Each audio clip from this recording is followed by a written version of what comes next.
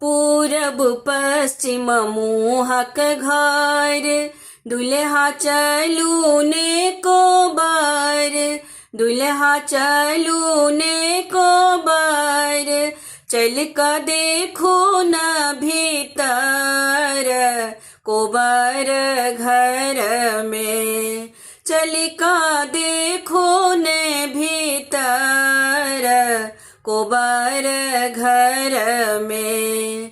देखो कोबर के लिखाई, पुरैना पाती के सफाई, पुरैना पाती के सफाई, आई त कनिया बजती यहाँ संग, कोबर घर में, आई त कनिया बजती यहाँ संग, कोबर घर में।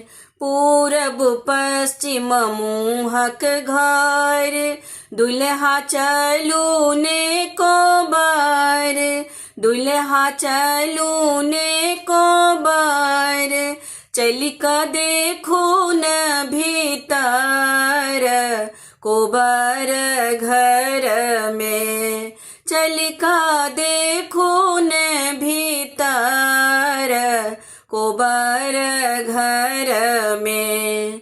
ऊपर चांद सूरज निवास, नीचा बर कन्या के बास, नीचा बर कन्या के बास, आई त कन्या बजती यहाँ संग, कोबर घर में, आई त कन्या बजती यहाँ संग, कोबर घर में।